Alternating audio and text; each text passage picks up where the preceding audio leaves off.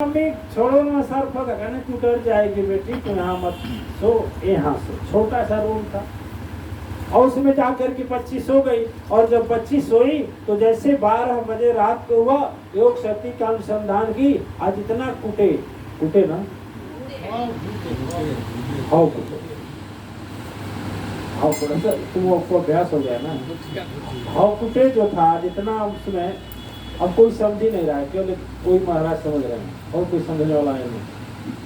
तो जो उसमें जितना भी उपलाता था सारा का सारा सोने का हो गया। किसका हो गया? और ये लोग सोए तभी तक पूरा का पूरा बिल्डिंग 5 मंजिला बन करके तैयार हो गया, महल। सोए हैं लोग। और जब बच्ची जाने लगी तो सारा तो हो चुका था, लेकिन जिसमें उस बूढ़े बाबा सोए थे वो वैसे ही खंडहर घर था। बम्बू बोलते हैं बांस को, बम्बू का पाट, चारपाई क्या बोलते हैं? खाट। अंग्रेजी में कॉट और हिंदी में खाट, बंगला में खाट और हिंदी में चारपाई। अब उस पर एक वो भी जो चारपाई बीनी गई थी टूट गया था, सोने वाला आदमी का पूरा शरीर नीचे गिर जाता था।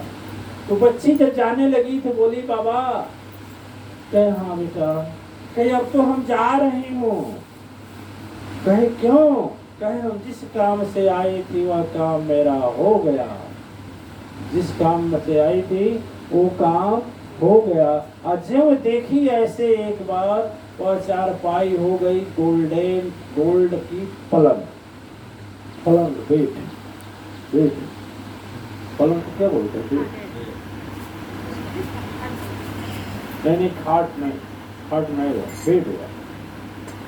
बेट खाट तो वो बांस की उसमें लगा रहता है और उसके पाया भी बांस के। तो जब उस सोने के हो गए और उसके बहुत बढ़िया खूबसूरत पलंग बन गया और घर जो गिरा वगैरह था वह एक महल का तब्दील हो गया। और जब तक ये महाराज जी खड़े हो रहे हैं और अपने बिस्तर से नीचे आ रहे हैं और पैर में कुछ पहनने को तो था ही नहीं, जब तक खड़ा हो रहे हैं तब तक बच्ची बाहर दरवाजे से बाहर जा चुकी थी। और जैसे ऐसे हाथ उठाई, पूरा घर सब परिवार के जेवर वस्त्र कपड़े से भर गया।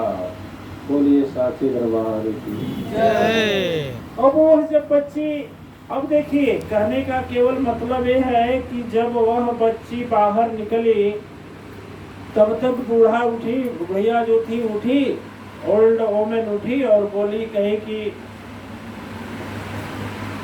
अरे वो बेटी कहाँ गई? सब तो है सोई हुई, सबके कान में सोने का, नाक में सोने का, गले में सोने का, पूरा शरीर जेवर से सारी लड़कियों का हो गया। बच्चियां कहाँ गई?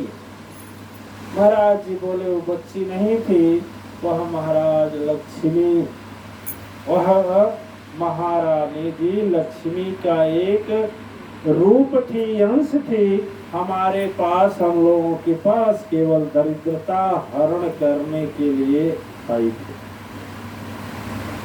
दिव्य आत्माएं जब सदगुरु के वाणी का विश्वास करके हम संचालन परिचालन करते हैं तो हमें हर क्षेत्र में सफलता मिलती है। लेकिन जब हम सोचते हैं पता नहीं क्या होगा, पता नहीं क्या होगा, झूठ होगा कि सच होगा, क्या होगा, कैसे होगा, जब ऐसा सोचते हैं तो ऐसे ही हालात में हम उसी हालात पर चले जाते हैं जिस हालात से हम आए होते हैं। ठीक है, सोच को कल हम आधा पर छोड़े थे कि हमेशा अपनी सोच को बहुत अच्छा करना चाहिए। आप यदि अपना सोच को अच्छा करें, अच्छी सोच सोचते हुए सोए और जगे तो कुछ ही समय में देखेंगे कि आप जो सोच रहे हैं वही होगा। अनहोनी का होनी। आप लोग जानते हैं कि नहीं जानते हैं? हम सुने हैं, एक बार की बात थी, एक आदमी ने बर्फ का तलवार बनाया। किसका? आप बर्फ के तलवार से एक आदमी को मार दिया।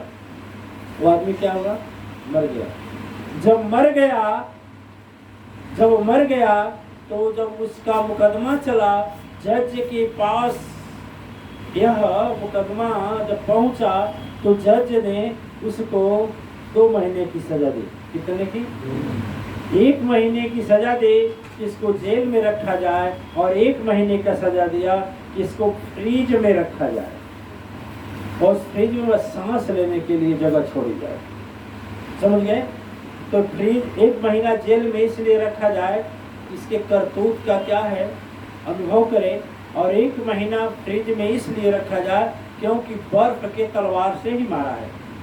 तो 1 महीना तो उसको जेल में रखा गया, और 1 महीना जब फ्रिज में रखा गया तो 1 महीने के बाद निकाला तो वो मर गया था। उसका 2 रिपोर्ट आया, ध्यान दीजिएगा 2 रिपोर्ट आया। एक रिपोर्ट आया कि जो आदमी तलवार से मारा था वो बहुत पहुंच वाला था, सांस तो खा ही लेने को, और बाहर से जो फ्रिज की पाइप थी वो कटवा दिया था। जब पाइप कटवा दिया तो ठंडा होगा नहीं, और जब ठंडा होगा तो मरेगा नहीं मरेगा। एक रिपोर्ट दिया कि वह मर गया, काटने के बाद भी मर गया। काटने के बाद इसलिए मर गया, उसे एक डर हो गया, हमेशा सोचता था कि अब मर जाएंगे। नतीजा हुआ कि 15 दिन के बाद मर गए। दिव्य आत्माएं हम एक किताब पुस्तक मंगाते हैं, उस बुक का नाम है विज्ञान का चमत्कार। तो